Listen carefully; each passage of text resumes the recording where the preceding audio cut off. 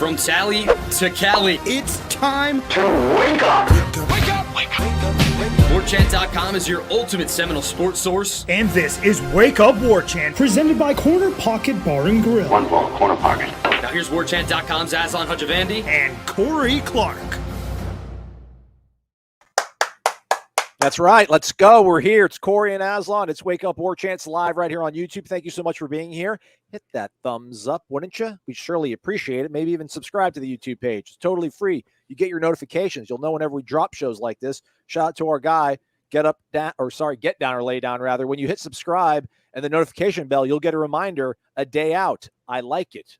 So, that's cool. I didn't know that. Nice. Take advantage of it. Wake Up Warchant, as always, provided and brought to you by, not provided, but presented by our good friends at Corner Pocket Bar and Grill in Tallahassee, Florida. And since we are live, we also partner up with our good friends DeLuna Coffee. Head over to their website, delunacoffee.com. Look at those handsome people. It's your lips. It's so good. But scroll down to the bottom of the page. You see the bundles are still there. There's a chocolate and coffee bundle and then an all chocolate. So you can get hot chocolate. You get any of these delicious coffees. You get some of these candies in a tin, Corey. These are dark chocolate Chipotle almonds. So, nice. World's your oyster. Check it out over at delunacoffee.com. A family of Noles boosters. They're awesome. Ed and Brett. Love you guys. Corey, how are you doing today, man? We had a busy day earlier, and now we're hanging out again on the internet. That's kind of cool. What's your shirt? We're doing it, man. It's a Catalina wine mixer. Oh, all right. So it's a little Step Brothers love. A little love for the movie Step Brothers. But yeah, I've had a good day, buddy. How have you done? You been all right? Yeah, man. Just grinding. You know how it is. Just grinding. We rise and grind. That's what we do at Warchant. We just rise and grind. That's every day is the same. But yeah, I'm glad we're getting to do this again, Aslan. It's been too long. It has been. Without further ado, let's get to these questions from our good friends over here on YouTube. Again, if you get that thumbs up button, we certainly would appreciate it. Spits it out there for the masses. Then they all descend upon us. Then we have lots of good questions that we can ask. Octavio, big fan of Step Brothers, says it's a Catalina wine mixer. All caps, few exclamation marks. This is your Thursday podcast. I think we'll drop another show for you folks later on, probably for a Friday show. We'll do a wrap-up on, I guess, how the NFL draft goes with Jermaine Johnson, which by all indications is going to go on day one. Our guy, though, in Bardstown, Kentucky, Dave, as we all know, Corey, sent me an email saying, don't even think about, well, he sent it to you as well, but the title of the email says, don't even think about, and then the body says, of not doing Renegade Express this week. It's Wednesday afternoon. I'm getting nervous. Tomorrow, we will be Jermaine Johnson to the power of our defensive touchdowns in 2021, days away from our home opener versus Duquesne. No, don't know that one. Don't know that one. I assume 121, like it's a – no. How many defensive touchdowns did we have last year? Jermaine Johnson had one. Maybe there was a pick six in there somewhere. UMass? Did we do UMass pick six? Probably, I would think. There's probably another one we're not thinking of, but at least one. Okay. Yeah. All right. Timmy wants to know when are we getting another live recruiting show. Michael's on vacation, deservedly so. Maybe when he gets back, we'll do one of those. He's out in Hawaii, right? Yeah, I should have said he's got a photo with Ralph. He was hanging out with Ralph. Ralph took him out to a prime rib dinner, sent me a photo and everything. It's amazing. Oh, wow. That's cool. That's nice. Good job, Ralph. Fantastic. Maybe I'll send it to myself. I'll send it to myself and try to pop it up here on the screen sometime here in the next 57 minutes as we do this live show. Let's get to a question. But, Timmy, yeah, we'll do recruiting when Michael's back here. We'll probably scout out as well some stops on the spring tour. He and I will probably hit the road again, catch up with some of the top recruits on Florida State's board and see what they're up to. Our guy, Weldon Taylor, car selfie guy. What up, Weldon? How do you feel about the quarterbacks we have on the roster? Or do you think we need to add one more? Several quarterbacks starting to trickle into the transfer portal today, Corey, but after further scrutinization, it appears we still got the best one available. We going with scrutinization as a word? Yeah, it's got to be a word, right? I feel like it's just scrutiny under further scrutiny, but I like scrutinization. Be a good name for a band. Man, look, there will be some QBs that are hitting the portal, including the kid from Baylor who started 12 of their games last year and really kind of helped them get to the so scrutinization is a word. Yeah. All right. How would it be? I don't know. I'd never heard it before. Just scrutiny. I guess you would have to modify it like that. The kid from Baylor that started 12 games last year helped him get to the conference championship game, but was hurt for that. Gerry Bohanon. He's in the portal. I think he totaled about 2,500 yards in the season. Maybe not a special guy, but again, a guy that could give you depth. But the problem you get into, I feel okay about the quarterbacks on the roster. Rodemaker was good enough in the spring that he's not an embarrassment, which I just, as bad as McKenzie was in that Florida game, right? The way he looked in that Florida game, for him to still be put in there instead of Rodemaker was really concerning to me about Rodemaker's future. These coaches must just not think he can do it because that was the perfect time to throw in Rodemaker in that spot instead of McKenzie Milton, just who couldn't give you anything and kind of, quite frankly, lost you the game.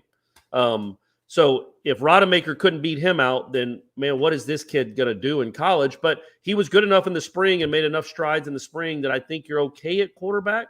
You're not great, but there just aren't going to be a lot of options in the portal for you. Why would this guy who just got beat out at Baylor, who started 12 games last year, why would he come to Florida State?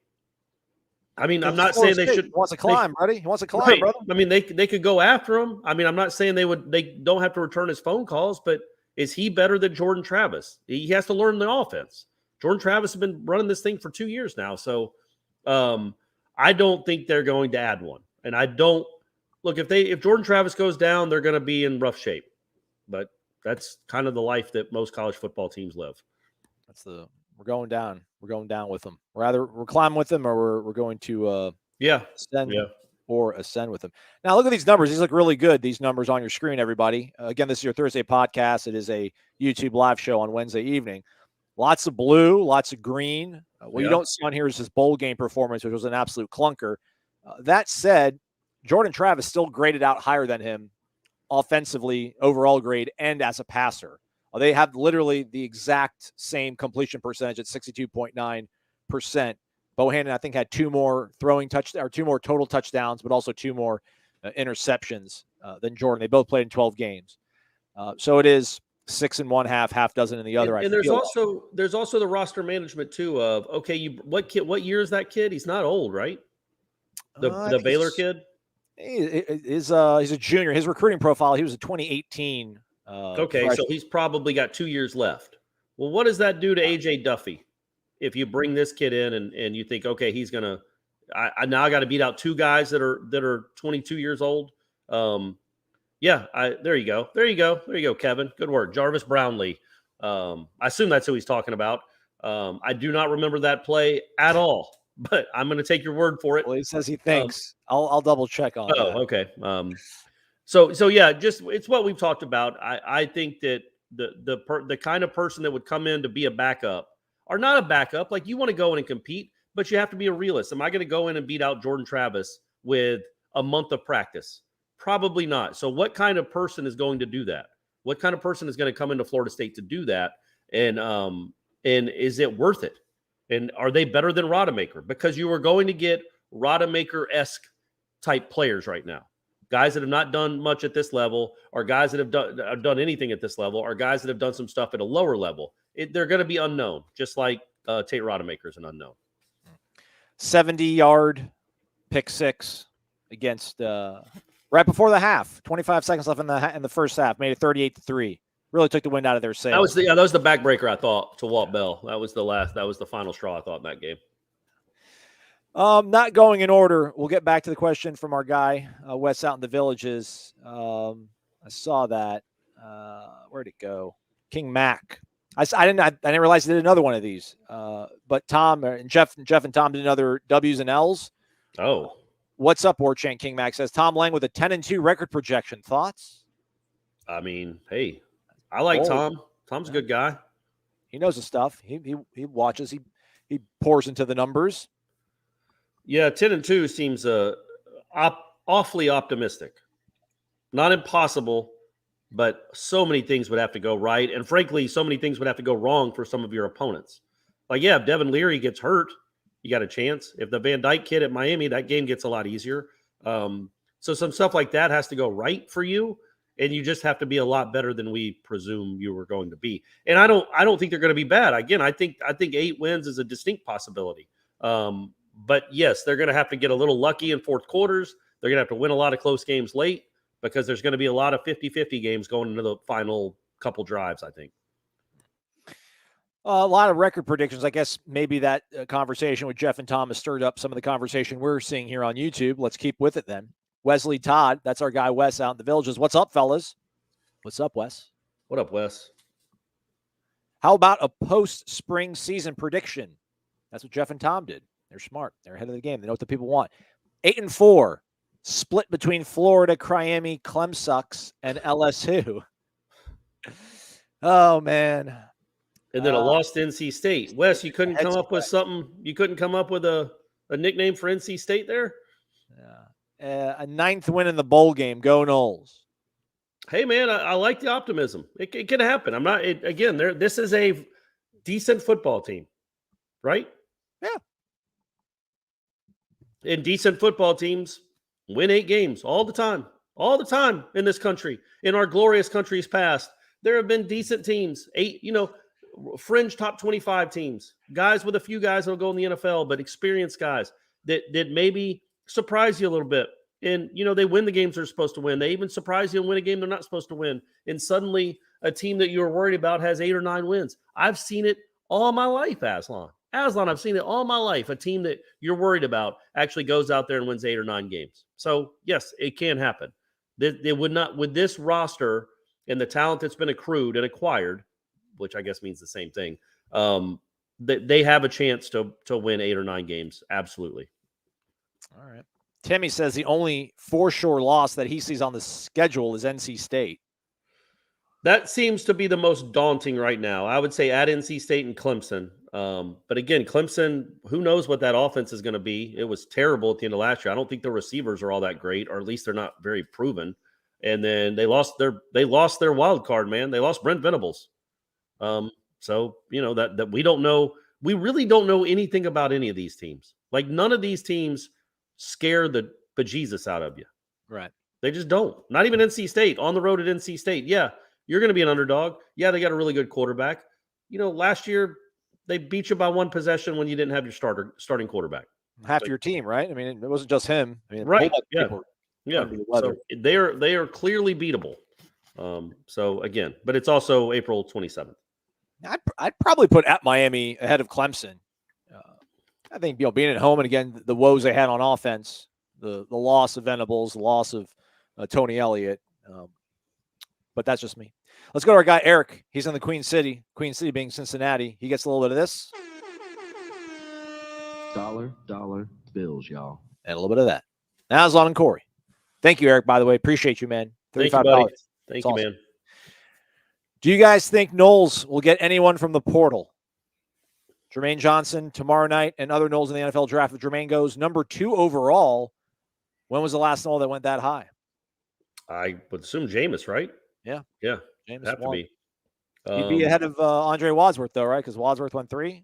Wadsworth went 3. Ramsey was 5th, right? Something like that, yeah. I don't know that they've ever had the number 2 pick in the draft. Dion went 5. Yeah, because Wadsworth was the highest one, right, of all time, and he before Jameis. I didn't know that there was talk that Jermaine would go that high. But he is. I mean, there are people now that, I saw another Ian Rappaport tweeted on Wednesday that he thinks there's a chance Jermaine Johnson could go top 5. He could go earlier than people have projected. So it seems right now, concrete that he's a top 10 guy, and he might have snuck himself into the top 5, which is just awesome for him.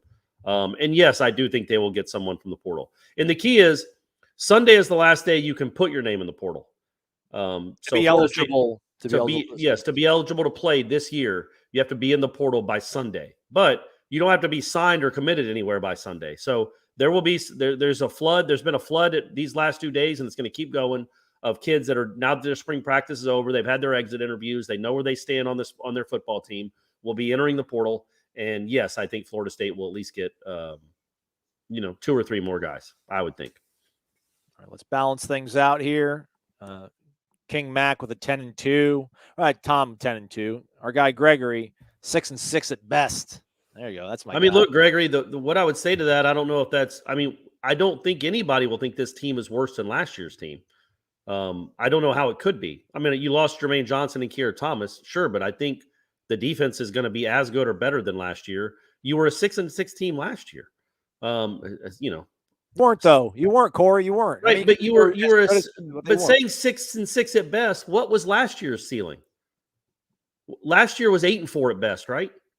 If you pull out the Clemson win, if you pull out the Florida win, if you don't soil yourself against Jacksonville State in the final minute, that's an 8-win team all of a sudden. So to put a ceiling that said this team can only win 6 games when last team's ceiling was really close to 8 wins, also really close to 2. I get it. I know how the math works. I know how close games work, but 6-6 at best just seems too pessimistic. That there's no way that's the best this team can do. There's just no chance. They're better than they were last year. They're going to be better than they were last year. Just balancing it out.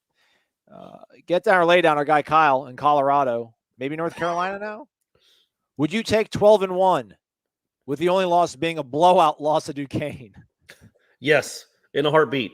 Now, would Norvell be on the staff for the LSU game? Like if he loses in blowout fashion to Duquesne, I maybe Odell is the interim coach again, because I don't know how you could survive something like that. Just losing in general.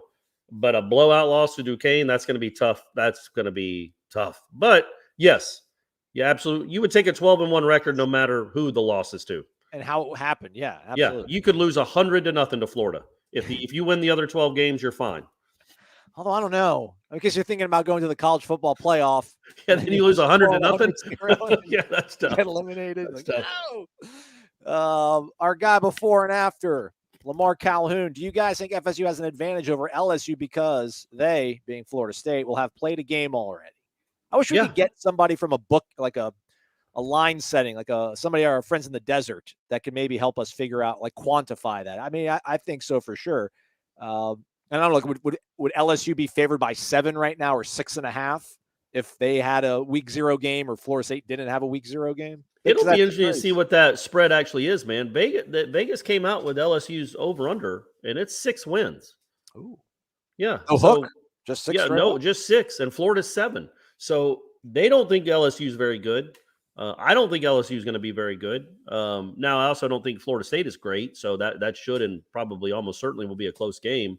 But I do think absolutely you have an advantage. The advantage – not even so much, because LSU's got so many new players, it's a new system, new coach, new staff, all that. But you're getting so many guys their first, like Jared Verse will have a game under his belt. Our man Trey Benson will have a game under his belt. Pittman and Wilson will have games under their belt. That you can't put a price tag on that, man. Like, yes, it's going to be different because you're in New Orleans, and there's going to be a different kind of energy because you're playing LSU. But just the experience factor of getting to play a real game that actually mattered, even if it is against Duquesne, I don't think you can overstate how important that is. Not because it means you're going to beat LSU, just because you're not going in blind against LSU. And you might actually have some confidence because you've won a game. You have a winning record. I don't know that you can put a price tag on that, man. Casey Owens asks, if we beat Miami, will the excuse from Miami fans be that Cristobal is in his first year or that Florida State is in year 3? What's more probable in your eyes? I think they'll be I think they'll be furious. I don't know if they'll make excuses. I think they'll be extremely upset. But what excuse is more likely from them? They'll probably be like, I think they'll go the year 3 thing. They'll be like, you guys got a head start on us, rather than try to pin it on Cristobal not being quite up to snuff yet by being his first season. But I think they'll be enraged if they lose us. Because I think that's what they signed up for, man. $8 million to this guy, former Kane, coming home, glory days, we're getting the band back together and everything. You have to beat Florida State. You're at home. I don't know how many excuses they'll make for him, but probably they'll say that Florida State's got more continuity, better culture, all that sort of stuff. All that stuff, maybe. That'd be 2 in a row for the Noles. I don't know. I don't think they'll be irate because they lost to Florida State again. And this will not, again, I do think they can win 8 games, maybe get lucky and somehow stumble into 9, but this is not a great Florida State team. You have the better quarterback. You have the better offense, I think, as a whole. You should not lose at home to this Florida State team. So, they'll be pretty upset if that happens. But again, I say all that. I don't know what either one of these teams is going to look like 6 months from now. Right now, as we speak, in late April, I would think Miami fans have a right to be upset, but we have no idea what – Miami might be 3-5 when they play that game. So, who knows? Then they'll really be upset with Cristobal. Yeah. Well, it's a rivalry game. Throw the records out the window, et cetera, et cetera. Where'd that question go? Zip right off my screen. Caleb James playing the role of Irish O'Fell, trying to dish out content and ideas to you, Corey. Okay, I'm listening. Caleb says, Corey, can you look back at the performance of good teams that had to replace head coaches and defensive coordinators? Seems like we have an advantage over Miami, Florida, Clemson this year. I'm thinking 8-4. Yeah, I could do something like that. That's hard, though. Golly, I'd have to do actual real research there. Like go and figure out, okay, when did this guy leave this program? When did this guy leave that program? Then go see how they did. So where'd Miami's defensive coordinator go? Is it just because they left? Because it was Diaz, right? Well, Diaz kind of ran. I think he might have gone to SMU. Actually, no, SMU took the O-line coach, and I know that. Okay. I don't even know who was there. Like Blake Baker, was that the guy? He was their defense coordinator at some point. Okay. Yeah, sure, absolutely. I think that would be an advantage that you have continuity. Mike Norvell's never had this kind of continuity on a staff ever. He lost his OC, but so I guess I would counter to Caleb like, okay, well, how good are teams when they lose their offensive coordinator? Because Florida State just lost there. So, and how much is that going to matter? I don't particularly think it matters all that much. I wasn't overly impressed with what I saw from Kenny Dillingham the 2 years he was at Florida State. And it's kind of Norvell's offense anyway, but we'll see what, this might be a learning curve with them, with Norvell / Atkins / Tokars calling the plays, running the offense, and coaching the quarterbacks. If you worked for the Associated Press Corps and you had to do a story on Kevin Steele getting hired at Miami to be the next defensive coordinator, or Tony Tokars being promoted to be Alex Atkins to be the offensive coordinator, wouldn't somewhere in the story you say he replaces Kenny Dillingham, who left to take the job at Oregon, or say what happened to the person he replaced? Yeah, sure. Yeah, Didn't happen. All right. And it's not the AP; it's ESPN. Do better, guys. Yeah, do better. I forgot though, man. They got Kevin Steele, man. He's really good. They got Josh Gaddis. It's pretty good. I mean, Kevin Steele's been good and been bad. You know what I mean? Like he's had some really clunkers. He's been good. He had that bad run in Clemson where he got ran out of town and got blown out in the Orange Bowl. But since then, he went to Saban's Reclamation College. He was good at Auburn, man. Absolutely, he was good at Auburn. But that doesn't always translate. Like I'm not expecting I'm not expecting Oklahoma all of a sudden to be able to just tackle and stop people because Venables is there right now. It takes it might take a couple years and get his kind of players in there, but Oklahoma is still going to be probably pretty mediocre at defense because that's usually what Oklahoma is for the short time being. Carol Palalis, when is the exact day before we cannot secure any more players from the transfer portal? As Corey chugs the rest of his flavored water. That was the good stuff, gang. So May 1st, they have to enter their name into the portal to be eligible for this upcoming season. But as Corey mentioned earlier, they don't have to commit or find a school by that date. So they've got a runway, these kids, to figure things out. So if there's a guy out there that you're hoping comes to Florida State, if he hasn't put his name in the portal by May 1st, he wouldn't be eligible this season. So, but to answer that question, there really isn't a date. Obviously, it needs to be before, August. You've got to get them enrolled. You've got to get them ready for offseason. You've got to get them ready for preseason practice. So I would say logically, just logistically too, like and it's closer to probably June 1st. You get this kid, you get them in by June, they can start the offseason work. They can start to learn the playbook and get acclimated to their new team. But theoretically, probably July 20th. You could go that long before you put somebody in. You don't want to. It's not ideal. No. But if somebody's still in the portal 2 months later, 2.5 months later, I guess theoretically you could go get a guy that late in the game. Gregory says, I hope you're right, Corey, on your prediction. I just don't trust Jordan to stay healthy through 12 games. That is fair. And if Jordan Travis is not healthy, then yes. Gregory, absolutely. If Jordan Travis isn't healthy, I do agree that 6-6 is probably the best you can hope for. Marcus Lee says this FSU football team should be the best team fielded since 2016. I disagree with that, but why? What do you think's better than that? Well, should be. 2017 should have been a really good team. 2017, if they would have lived up to the preseason expectations for 2017 versus what this team that's what is. he's saying. That's what Marcus Lee's saying, though. That 17 team wasn't very good. It was should have been though. They should. How do they ruin that, huh, Jimbo? Huh? What'd you do? What happened, buddy? What happened, man? Yeah, who knows? But he did. It was gross. but it also had a lot to do with losing their quarterback in the fourth quarter of the first game. But yes, this team should have the best record. It could have the best record since 16. And yes, it should be the best team. Like that offense in 17 was abysmal. Defense was good. Defense was probably championship level if they had more games to play for. And we hated it. We hated that 17. No, the 17 defense was not hated. It was the other ones. Get Charles Kelly out of here. We were 14 and 16. That 16 defense was hated. That was the one that Lamar Jackson ran against. And South Florida put up 40, and that was a gross one. But 17, that defense was legit, especially if they had stuff to play for, which they didn't after the first month. But yeah, yes, it should be. And that, look, man, that's not a high bar to clear, is it? The best football team at Florida State since 2016, that you were not jumping over a lot of giant trees there. That is a bunch of little bushes. That head coach got fired in season. The best season they've had since 2016 on the field results. 17, they went 7-6. We lost the Sun Bowl, so they didn't even match up to that. They went 7-6. No, 7-6. They in 17 they won the bowl in Shreveport. I know what I'm saying. I was saying that the best record since 2016.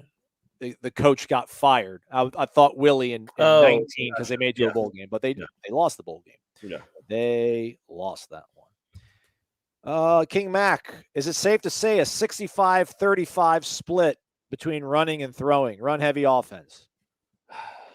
Well, I don't know. What were they last year? I bet it was probably in the Jordan Travis games. I bet it was probably close to that, unless it was like the end of the Florida game and he was having to throw every down. But in the like North Carolina, what did he throw? 11 passes. Let's see here. I mean, they ran it according to PFF. They ran it 352 times. They threw it 517 times. So, yeah. So I guess with Jordan Trapp, but that's Mackenzie Milton. That doesn't seem right. Is that right? Is that because they were behind by 30 points a couple of times? They threw it 150 times more than they ran it. It's 2020 was 2021, brother. I know. So to answer the question, I would not say that they're going to be that. They do not need to be that run heavy. You don't bring in receivers like they brought in to then just run the ball 70% of the time. They've just got to be better about it, man, at throwing. You know, clearly they all want to be about, Jimbo always wanted to be about 50-50, like literally 50-50. The good offenses typically are or can run when they need to, run when they want to. But I would say 55-45 would be where I would go probably. I do think the running game will be your strength, but it's not going to be as big a strength as if you can't threaten anyone with the passing game. You've got to be able to threaten people with the passing game. I wish I could delete the last 45 seconds. I don't know why, but PFF just keeps defaulting to 2019 for some unknown reason. Last year, they had 786 total plays. They threw it 340 times. They ran it 446 times. Well, good job, Aslan. Good job. Maybe get off PFF for a while. Go to another stats page. It's just easier. It's cleaner. It's cleaner. So yeah, they were what? So what is that? That's probably 55-45, right? And when you go to Jordan Travis, the games he played the majority of the games, I'm sure it's more than that. It probably might be close to that, but you saw that offense. 57-43 is what that split is. Okay, and that's probably, and don't you think it's probably more with Jordan running, obviously, because he had more running attempts than Mackenzie Milton, and they were more run-oriented with him back there. They did more zone read, I'm sure. But look at how that offense was, man. It wasn't good. You've got to do something else. You got to do something a little different, because what they did last year in the passing and running splits led to being whatever it was, the 81st best offense in the country. And they don't need to be that anymore. They need to average a little bit more than 26, 27 points per game. So I would rather that number be closer to 55-45. You've got to be able to make some plays in the air, man. And you just got to. You've got to throw for 300 yards a couple times this season. Threaten people with your arm. Threaten people with your passing game and your receivers if you can. Timmy, I think the LSU game is going to be like 2016 Ole Miss or the 2016 Michigan game, which Got to specify. I was going to say those are polar opposites. Yeah. Yeah. One you got down huge, and one you got a big lead and almost blew it. So yeah, I guess or something in the middle. Which would you rather have? Let's think about that one, Corey. Huh? Like the LSU game, would it be better if it played out like the 2016 Ole Miss game or the 2016 Michigan game? Ole Miss. I think you felt better about. I definitely think you felt better about Francois in that offense after the Ole Miss game than you did the Michigan game. Now Michigan had a much better defense than Ole Miss, but I think Francois was like 9 out of 27 or something. That was ugly. But yeah, he did make the throw to Nooney and Keith Gavin. Keith Gavin's going to be a superstar with that kick return. You see what he did there? I call these $1 million hands. Speed? Yeah, I call these my $1 million hands. Yeah, that's right. So I still think you just feel better going into the next week having come from behind like that, and the response that Mike Norvell always talks about, having that response to come from behind 28-6 and win a game, he'd feel pretty good about it, and I assume most fans would too. Hey, there's Kyle. What's up, man? Throwing doll hairs. Dollar bill, y'all. Battle of the Marks is the title of this question, everybody. Would you rather have Mark Richt as your offensive coordinator or Mark Stoops as defensive coordinator for the next 3 years, starting with his team? I mean, Mark Richt, he's in Bristol, baby. He's on the lake. He's on the lake. He just kind of dials into ACC Network a couple times a week. No, I think Richt has done coaching. I also wasn't, a huge fan of his offenses there late at Georgia. I would say, or Miami for that matter, I would say Stoops is definitely the answer for that. They always seem to be pretty decent at defense, Kentucky. Yeah, no, man, they put guys in the league. I keep forgetting. Yeah, they hired Mark Richt. And Miami fans were stoked. Yeah. Didn't work out. It just didn't seem to be a match personality-wise. That man with that fan base. I know he went there. I know he graduated from there, but that just seemed like an odd fit culturally for him the entire time he was there. Cedric, what's up with this comment? Cedric Bowie, shame on y'all drooling over a gator, SMH. I don't know who he's talking about. Have we even talked about a Florida Gator on this? Probably not, buddy. I think maybe he's talking to somebody else in the comments. Uh-oh. How about this guy? He's back. He's back. Hey. What?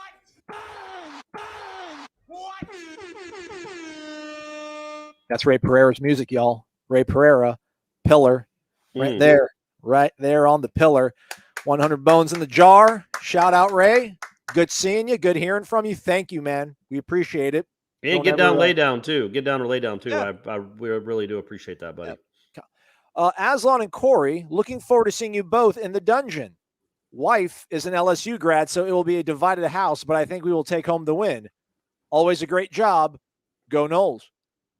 I hope your wife understands that Florida State needs this win a lot more than LSU does. You know what I mean? Like, you're starting with a new coach. You just won a national championship, 2.5 years ago. Like, LSU still can skate by for a little bit longer. And Brian Kelly's going to turn that thing around. He's going to win some games. Florida State fans desperately need this win, Ray. And I hope your wife understands that, and I hope she's wearing garnet to that game. Just, come on, one time, help Florida State out. It's better for college football. It's better for the house. It's better for the dungeon. Speaking of which, when you Google the Dungeon New Orleans, you go to their website. This is the image on their website. A little racy. Yeah. It's a classic rock bar in the French Quarter, dark and gritty dive bar, revered for its late night hours and classic rock and roll tunes since 1969. Dark and gritty. That's what I think about when I see Ray Pereira. When I see Ray Pereira in his perfect LinkedIn headshot, when I think of his dark and gritty New Orleans bar, rock and roll. It says that TripAdvisor review right there too. It's located on a side street just off of Bourbon. This hidden gem is by far the coolest bar in the French Quarter.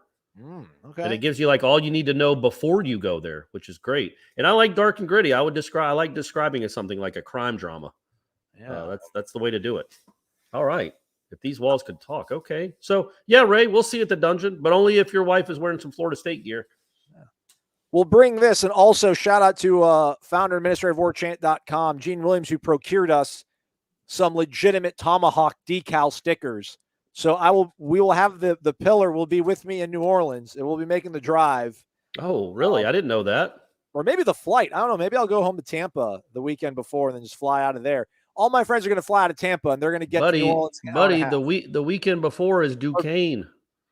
Oh, yeah. It's football Come on, man. There is a football game. I know we don't think of it. There's a football game that first week, buddy. I hope Duquesne plays us in their locker room. Like, this guy gave you no shot. Like, we're going to be the bulletin board for them. Right. But we're going to bring this, and the pillars will get to put a Tomahawk sticker next to their name on the decal, and that's how we'll keep track of your patronage when we do these events. The live stuff. Yeah, man, that's a good idea. In person events, because I'm sure we'll have some sort of get together, meet and greet out there in New Orleans. We're working on it. Yeah, apparently the dungeon. We'll be at the dungeon, dark and gritty. There we go. All right, LSU grad, that's good. All right, let's see what else we got here. Thank you, Ray. You're the best, buddy. Don't be a stranger. So we're going to talk about hypotheticals all night. Here's our guy, Jay from Daytona, which, by the way, shout out to Jay from Daytona, who calls shots over at the Hotel Indigo in Tallahassee. When we met him before the Garnet and Gold meet and greet that Warchant did at the Hotel Indigo in College Town, introduced himself. He's like, yeah, I'm Jay. And then someone's like, oh, you're from Daytona Beach. Like, yeah, I'm Jay. I'm from Daytona Beach. I'm like, Jay from Daytona Beach, my dude. And he's like, I'm not that Jay. Not that guy. Okay. Like, all right. Oh, okay. So anyhow, speaking about hypotheticals all night, or talk about the reality that Travis Hunter had 2 touchdowns and 2 interceptions in his spring game. I'm assuming that's what happened. Yeah, man. He's really good, man. He's good. Nobody on this show said it was a good thing that he left, that we didn't get him. No one said that. He's a really good football player. No one's surprised by that. It's a bummer. But he's not here. He's just not here, which is too bad. It's too bad for all of us, for all of our sake, that he's not here. But yeah, he's probably going to have many games like that where he makes an impact on both sides of the ball, because he is. I mean, obviously, he's the biggest recruit that school has ever had. What is he? He's got to be one of the 5 most talented players they've had. I don't know, since the 70s, 60s. Oh yeah, since the 70s. Yeah, I mean, Walter Payton. Jackie Slater. I mean, they had some real players that came through there back in the day, but it has been a long time for, obviously you guys can imagine a variety of reasons. The big time players out of high school don't typically go to Jackson State. So he is going to do some things at that level that it could be like Randy Moss at Marshall kind of stuff. Wait, who threw the interceptions? Do you think maybe Dion had his kid throw the picks? Like, hey, throw some picks at him. Let's build him up a little bit. Let's get some buzz. I don't know who threw the picks. I'll have to research. Unless you know Jay. But yeah, so I think it's going to be like when Randy Moss first went to Marshall. I think their first year they were still 1AA. So they were playing in the Southern Conference, which was made up of all 1AA teams that are now 1A teams. And it was just impossible. I mean, as you can imagine, the best corners on earth couldn't guard the guy. Imagine the kid at Georgia Southern in 1995. That was this could be very similar to that. All right, let's keep it up with these hypotheticals. STS Nole 86. What is a better scenario? Losing to Duquesne but beating LSU in Miami, or beating Duquesne but losing to LSU in Miami? Look, if you lose to Duquesne, you're the laughingstock of the country, of the state, for a week. But then if the very next week you beat LSU, people will forget about the loss to Duquesne, I think. If you beat LSU in Miami and finish with 7 or 8 wins and you lost to Duquesne, yeah, you're going to be bummed by that. But you beat LSU in Miami. I guess, I don't know, man. Maybe. That's tough because you lose the nation. You lose the nation. You might not lose his fan base, so you lose the nation. You are a laughing stock. Oh, you lose the fan base. Are you kidding? But you you regain beat LSU in Miami, you'd come back. I think nationwide, you lose to Duquesne, it doesn't matter what you do. They'll be like, man, they lost to Jacksonville State the year before. They lost to Duquesne. What's going on in Tallahassee? Yeah, but then wins over LSU and Miami would right that ship a little bit, I feel like. Yeah, it wouldn't hurt. Yeah. But yeah, I mean, I guess look back at this year. Florida State lost to Jacksonville State and then won at North Carolina and beat Miami.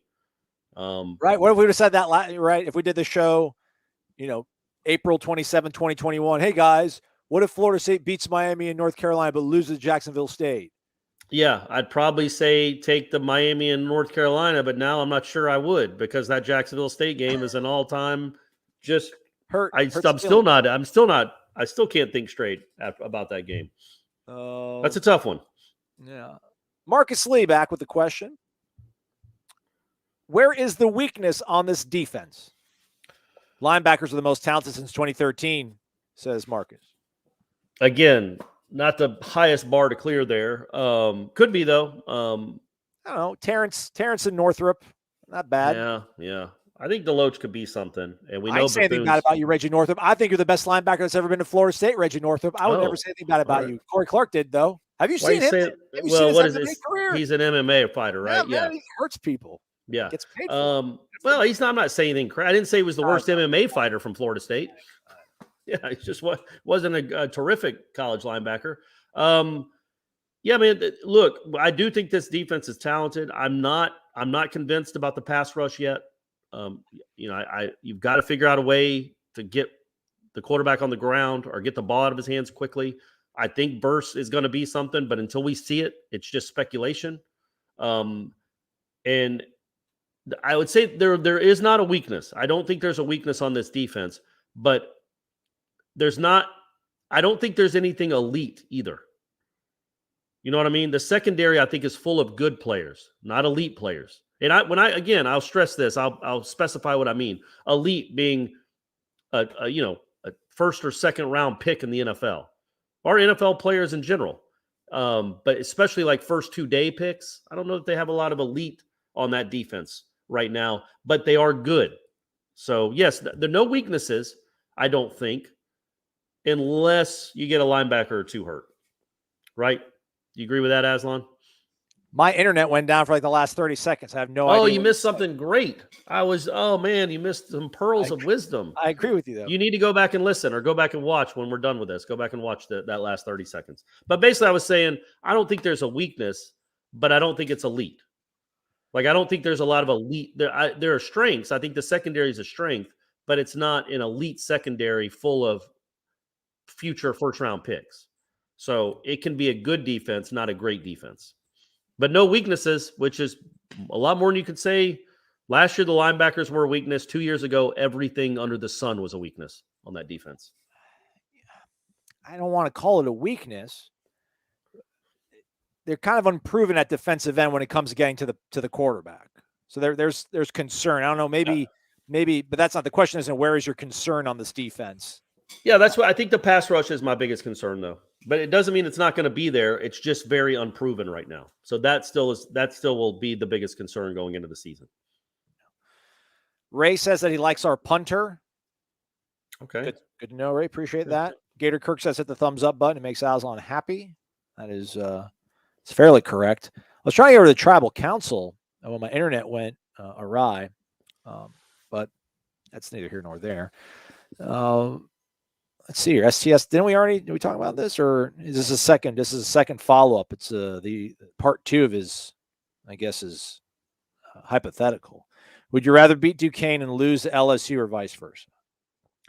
I mean, it's really hard to answer that. Like, yes, you would love to beat out you that week after losing to Duquesne. I would not want to do this job. You know what I mean? I just wouldn't want to be on the internet. I wouldn't want to be out in public. I don't know that a win in New Orleans would offset that week. Plus, we'd get over there on like Thursday or Friday. So the whole weekend, everybody's complaining about the loss to Duquesne. Yeah. And why is Norvell still the coach? So that win would make people feel good, but it wouldn't. I don't know that it would make up for the week of despair and cliff jumping that would happen if you lost to flipping Duquesne. Do not lose to Duquesne. So but a win over LSU would be great. Lots of people earlier had been talking about Emory Jones. Maybe that's where the Cedric Bowie comment, shame on y'all for drilling over Gator SMH. Some people think that he could run this offense. Kevin Johnson says, I would take Emory Jones over Tate in a heartbeat. He can run the Jordan Travis offense just fine. King Mac thinks he'd be a perfect fit. Wouldn't have to change one thing. You plug and play. Wes says he's great at throwing to the opposing team. Yeah, he was awful in his last game. I assume, I don't know, maybe he played in the bowl. I didn't watch much of that, but yeah, I guess he played a little bit in the bowl, but he was awful against Florida State. He was horrible. But yes, that would not, as long as you don't think he's coming in taking Travis's spot. If he came in as a backup, that's the grocery store you're shopping from. Somebody like that guy who would come in as a backup, compete for a starting spot, but is not very good and has proven he's not very good. Is he better than Tate? Would you feel more comfortable with him in the second quarter against LSU than Tate? Maybe, because he's got some athleticism that Tate doesn't have, but or at least running ability that Tate doesn't have. But yeah, man, he's not Jordan Travis. Ortega M. Williams, do you think we will have a 1,000-yard receiver or running back? No. I think running back is your best bet, but I agree with Aslan. No, I don't see that happening. I think they're going to split the carries up too much. Yeah, no, so because Corbin only had he had 880, right, or something like that. He was close to 900. Maybe Ward gets those kind of carries and can get close to 800 or 900, but I just think they like Benson. They like Toafili. Those guys are going to get touches too, and that's going to take some yardage away from Ward, or Ward's going to take yardage away from Benson, however it works. 887 from Corbin last year. There, nailed it. Yeah, for a wide receiver, I would just be, that's 85 yards a game for one Florida State wide receiver. I mean, I'd love that to happen. That would be great if they actually got an actual true life number one dude. Just Micah Pittman doesn't strike me as the guy that's going to be, you know what I mean? I don't think he's a 10 catch, 120 yard guy in multiple games. I think he's 4 for 40. Then he'll have 3 for 70. I don't see any of those guys getting to 1,000. I mean, just look at that, man. Is that from 2019? Well played. So, I mean, they didn't have. I mean, Jayshon Corbin was their leading receiver with 25 catches. Yeah. 25 catches in the year 2021. Yeah. Yeah. It's gross, man. It's gross. I mean, Ja'Kai averaged 18 yards a catch. That was your best. And then Pokey had your most yards at 382. I mean, you're asking for nearly triple that production out of somebody. Possible, just not probable, I wouldn't think. The question I would maybe then spin is, I think we would agree, receiver. If we could have the choice between a 1,000-yard receiver or back, I'm choosing receiver. I would assume you would pick the same, Corey, or no? What if you got a 1,000-yard receiver, but you lost to Duquesne?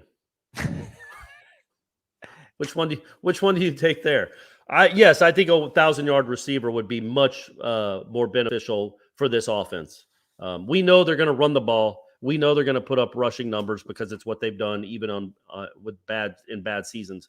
If they can take that next step and have a viable weapon or two out wide where you have to cover legitimate game breakers and playmakers out wide, a 1,000-yard receiver would be huge for this offense. Yeah, Sam Hartman's still there, right? He is, yes. Yeah. Yep. He did not graduate. The Miami kid didn't. The NC State kid didn't. The Boston College kid didn't. Yeah, Dracovic. He's running it back. Yeah, yep. Crazy. Get Down or Lay Down asks, what's a bottle-popping moment for Corey Clark this season? Probably beating LSU, don't you think? That'd be a big one. I don't know. We'll be on Bourbon Street. I might get some beads thrown at me or something.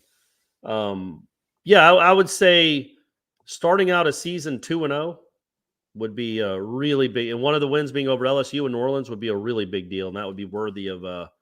That's a late night trip to the dungeon. And we're gonna see what happens. We might not get out to the morning. We're gonna till daylight if they beat LSU on Sunday night. There's also a difference between popping a bottle and pouring the Correct. contents on you as well. So Correct. Corey, Yes. he'll pop it up, but he's probably not dousing himself until we win in Charlotte to go to a playoff game? I think a win over Clemson would be that. Yeah, you're right. I'm not going to douse myself. Yeah, and I know that was supposed to be a popping moment, and I blew it. So it turned into a dousing moment. But yeah, I would say dousing myself with a liquid has to be like saved for something huge like Clemson. Joel Davis is here, Corey. What's going on, Joel Davis? Wow. Hey, guy. Let's go. What? What?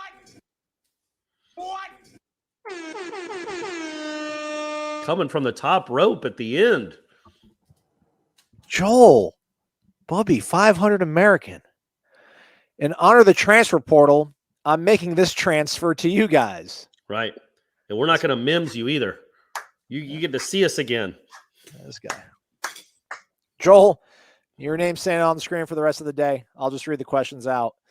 Joel, Joel, thank you, man. Joel, dude, Joel's the dude. Joel was in the YouTube comments a week and a half ago when the carnage was coming our way, also keeping the wolves at the gates.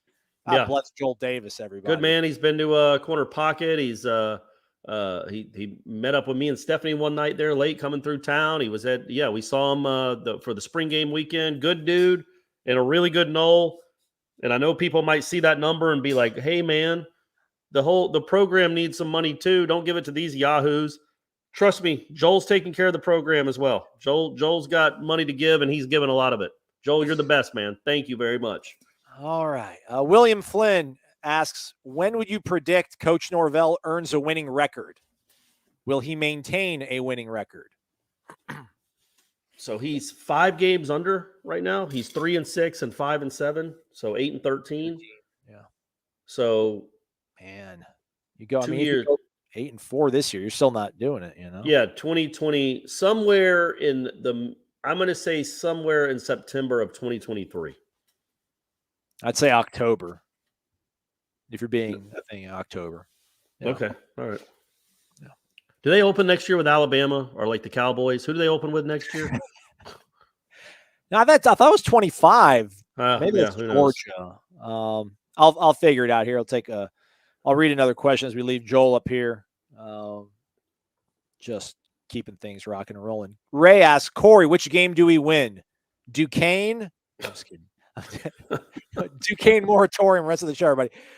Ray does ask Corey, which game do we win? Louisville with Malik Cunningham, or do we take down Wake Forest and Sam Hartman? Yeah, Malik Cunningham's back too, and he was good. Man, they just play some good quarterbacks. That at Louisville game, you do have an advantage that you're not playing that weekend. That's a Friday night game. You don't play that weekend before. Louisville does, and it's like a real game. That is not a snake pit to play in, especially probably not on a Friday night. You'll have had 2 weeks off. I still think it's Wake Forest. I think if you had to pick one, like the more likely, I think it's probably beating Wake Forest at home. Okay. But you could and maybe even should win both. You definitely could win both. I really would like to see them win every game at home. That'd be nice. That's why I ask them a lot, though. Yeah, so there you go. Next season, LSU in Orlando. Not sure if they'll have a week 0 game. I'm sure they could probably figure out if they wanted to. 25 open with Alabama. Looks like 27 Georgia. So, I mean, just stupidity. They have to get out of the Alabama game. They have to. It's just, I guess. Nick will be gone by then. No, he won't. He's never leaving, man. And it is a home and home, which Alabama doesn't. I wonder if that'll be the first time Alabama does like an opener on the road in somebody else's stadium, or just like a non-conference home and home. I can't remember the last time they played But yeah, maybe by that time Florida State it'll be another top 5 greatest opener of all time showdown. Yeah. Go. Reliable resellers, which, by the way, can't speak for their business. I don't know exactly what they resell and just how reliable they are, but they're now a subscriber at warchant.com. There we go. Nice. Sorry for not getting to your question on the message boards. Chastising Corey about that not too long ago. Corey working out the kinks from his workout today. Look at him, man. Everybody tell Corey how good he looks. Look at it. No, I'm gonna get away. Hey, it's our guy. But Reliable Resellers asks, how is it possible that the NIL was able to be organized with a start date and everything, but completely devoid of government? Why does the NCAA have no ability to legislate this? They don't want it. They could have the ability, but they don't want it. So they basically left it up to the states to have their own NIL rules, and then they left it up to the conferences and schools after that. So it was they don't want to police it. Emmert is stepping down, or has stepped down. There is a seismic shift that's happening with the NCAA where you wonder what it will even be in 2 or 3 more years. Like what jurisdiction it will even have over this sport in particular. All the other sports, I think it's still going to be the NCAA. But in this sport in particular, I don't know what jurisdiction it will have in like 20. When they're playing Alabama in Tuscaloosa, I just have no idea what the NCAA will be and what it'll look like, or what NIL will look like. But yeah, they opened the floodgates and didn't have a means to. They don't have any means or any want to go put sandbags on the flood. Is that what you do with a flood, right? Don't you get sandbags and load them up? Yeah. Look at you, Corey. King Mac, what is it going to take for Norvell to get the tight end room of 11 tight ends involved in the passing game? Get better ones. I think Brian Courtney is going to be a guy that you guys will like, but it's a year or 2 away, man. He's not ready physically to be a tight end at this level because he's not big enough or strong enough to do any blocking at all that would make any bit of difference. But he is a route runner and he's athletic.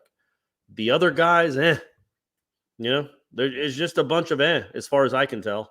We'll see. I think Marquiston could be a guy you use on the edge as like a glorified tackle, but he's not Travis Kelce. They don't have a lot of those in that tight end room, and they do have a lot of them. They lost one though last week, right? Kid went back to JUCO.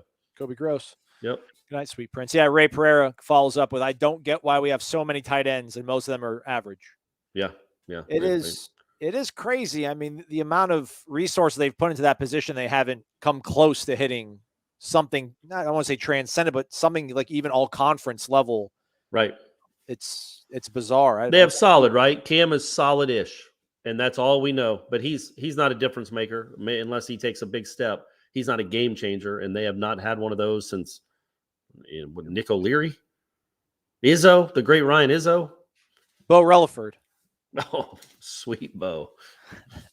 I thought he was going to be awesome, man. Yeah, so did Jimbo. That's what he kept telling us. Kid played bad. He's never played football before. He's a basketball player, but watch what he'll do. Oh, we found Chris Thompson's burner account. It's Mr. Trevin Howell. The tight end room only has 6 or 7 on the roster. That's half of the 11 you mentioned. Right. I think there was a joke there. But it's too many scholarship tight ends to not have like Aslan said, an all conference type. But again, I think Courtney could be that guy. He's got to get bigger and stronger, but there's something there to work with route wise and athleticism wise. The other guys just don't look like great athletes to me. And look around the NFL, man, there are some in college, there are some incredible tight ends that are athletes, and they're not on this roster. Could you make Burse a tight end? Could he play both ways? I just don't know why you wouldn't maybe line up Johnny Wilson in that situation. Make him in. Yeah, I mean, he could be he wouldn't be a tight end by name, but he could run. He could do similar things. I mean, he's going to be in the middle of the field, and he's a big body. You're just not going to put him on the end of the line to block. No disrespect to our guy Joel Davis. I'll get your name back on the screen. I just can't see. Maybe you can help out, Corey. Casey asks, what do you think 2019 Memphis's record would be with FSU's 2021 schedule? Maybe need to resubmit that one. No, I think he's saying what did they go? What did they go with Norvell? 11-2, 12-2, whatever they were that year. He was 12-1. They lost when he left. So, but he didn't play. Who was the best team they beat? Who are the great teams they played? Like, I think the thought is that 2019 Memphis team, if it had to play at Clemson, at Florida, Notre Dame at home, at Wake, that snake pit of a stadium, maybe they go 8-4. I think maybe that's the thought. Like, I don't, Ole Miss, I think, was ranked at the time. No, they weren't. They were hobbling. Hugh Freeze was long gone by then. That SMU game, that was College Game Day was there. That was a big deal. Yeah. And they beat, Cincinnati wasn't quite the Cincinnati of this past year. This was 2019, but obviously that was a pretty good team and they beat them twice. I just, you got to play them both. You got to play Cincinnati 2 games in a row at home. What a weird setup that is.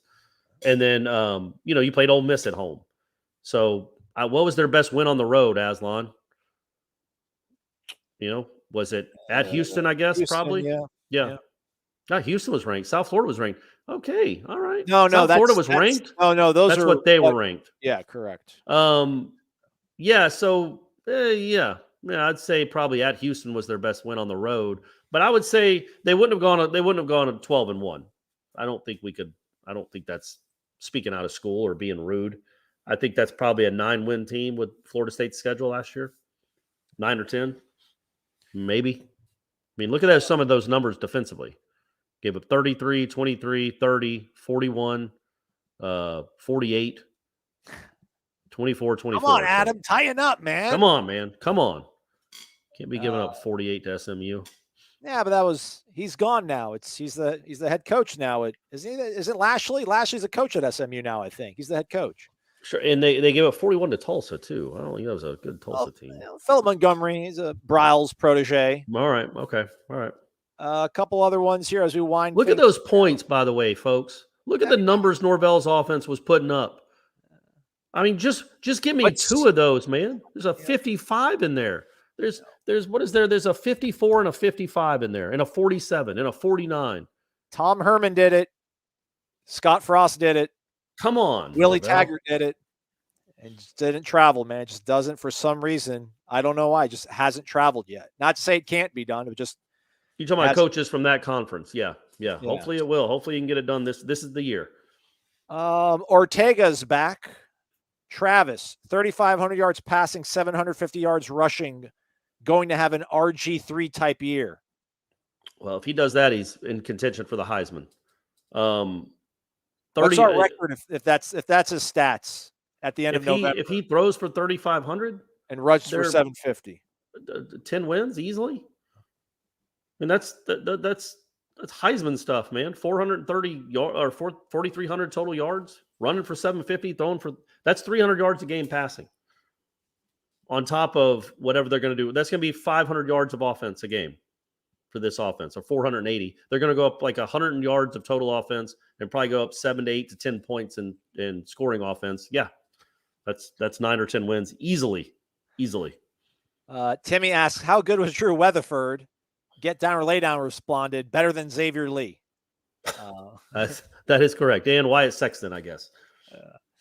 All right, Ortega's keeping us running. We appreciate it. Do you think we will crack the top 25 at any time this season? If I think they're going to beat LSU, I have to say yes, right? You start off 2-0, you beat LSU, neutral site. It's LSU. I don't know if they're preseason ranked, but they are an SEC program. You're 2-0, you're 24th in that poll. I think you would at least start getting votes again.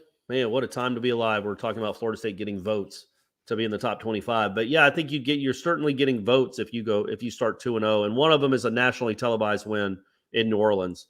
That would make you 7-3 in your last 10 games overall. That's a rankable number. It's a rankable type team. So yeah, I think if you beat LSU, you're probably going to be ranked or right on the outside. Then you beat Louisville by 4 touchdowns and you're 17th in the country. Question from Philip Pettis. Where do you honestly think our defense is going to rank by the end of the year? I would say somewhere in the neighborhood of 40. I think if you look back at their numbers over the last 2 months of the season, they were a top 40-ish defense. I think they'll be about that again. The problem we have, and I say we as people that cover Florida State and try to talk about this team, is it's not an excuse, but they go up against some monster quarterbacks. Like, they do not play against weak sister quarterback guys, man. I always forget about Cunningham. That dude had great numbers last year. Hartman had incredible numbers last year. Van Dyke was the best quarterback in the ACC probably the last half of the season. They face some real tough dudes. Devin Leary, which might make Jerkovich, which might make the defense look worse than it is because they're really good quarterbacks. But I would think your goal against those kind of offenses is to finish top 40-ish in defense. Scoring total, however you want to measure it, both if you can do it. Third down defense would be great too. I think that's close to the ceiling. They'll be better than last year, and their numbers should show it, but it's only going to go to a point because of who they have to play. All right, last one. Reliable Resellers is back. I just don't understand how NIL is an official thing. One day it just came to be and everyone agreed to it. Can someone just stand up and say they are the new NIL czar and then these are the rules? Well, the United States Supreme Court, I mean, it's a whole Ed O'Bannon case, right? I mean, Ed O'Bannon, the guy that played at UCLA, sued or whatever for not being able to, his image and likeness was used in a video game and he got no money from it. And it was in the court system forever. It went to the Supreme Court.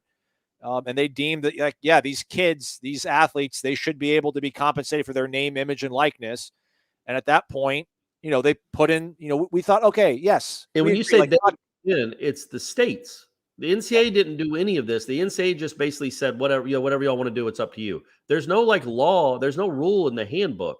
It's just these states are now allowing it. And the NCAA didn't fight it because they were tired of fighting these cases because they looked like complete morons.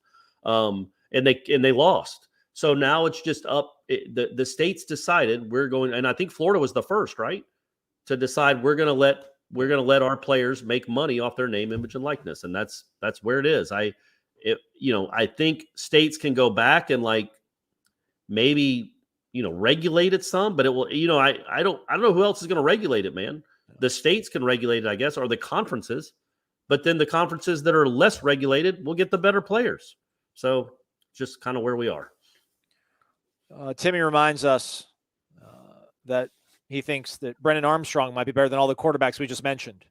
The ACC, cradle of quarterbacks. It's crazy. He's not on the schedule, but yeah, he's really good too, and he came back. So it's tough, man. It's tough to be a defensive guy in the ACC with all these good quarterbacks. Oh wow, we just got our first adult spam of the day. Shout out to them.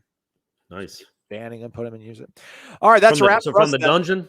Yeah, we have hit the hour mark. We will most likely have a show. I mean, we need to. We need to do. Yeah, we'll have a show.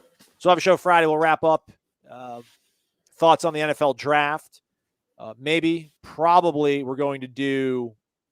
We'll have a Renegade Express just so we can figure out the math behind whatever Jermaine Johnson to the power of FSU. So they had to have more than just one, right? No, they had two. So yeah, it's 11 times 11. So it was Brownlee and Jermaine Johnson. So that's 121 days.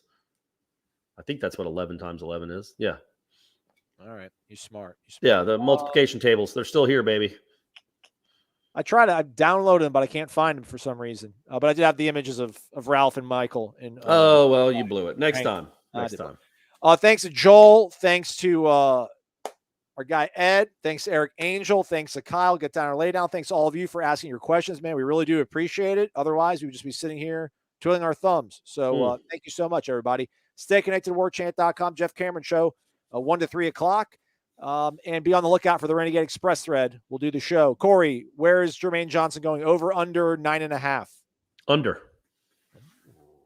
Ooh, I like it. He's Corey. I'm Aslan. Thank you for listening, watching Wake Up Warchant Live, presented by Corner Pocket Bar and Grill and our friends at Luna Coffee.